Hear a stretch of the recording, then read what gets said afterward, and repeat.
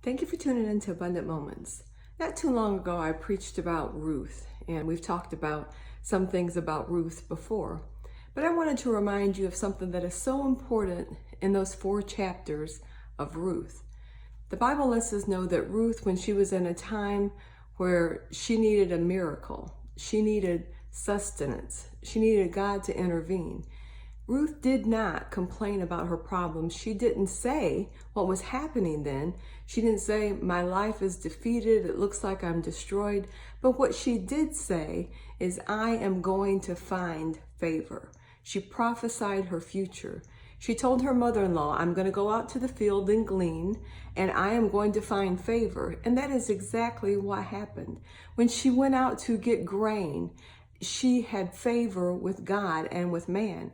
God caused Boaz to look at her and to notice her and to tell his men, leave extra behind, because you see, under the Levitical law, according to Leviticus 19, they would leave behind some grain as they were harvesting in the field. And it was for the people that were poor. It was part of their law.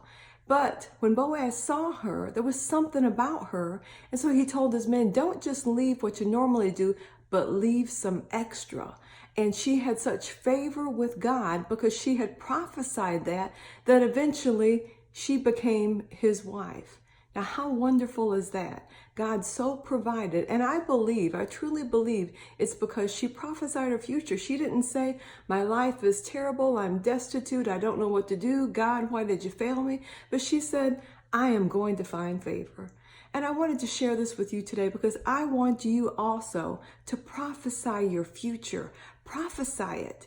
Prophesy good. Prophesy what God says about you. He has a great plan for your life. He tells us that over and over.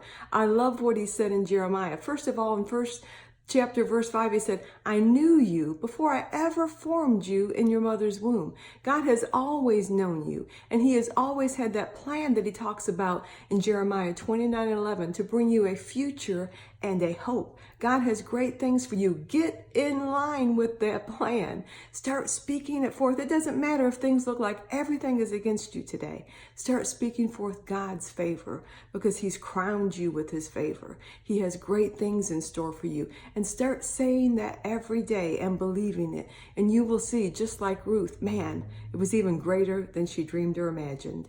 Thank you for tuning in.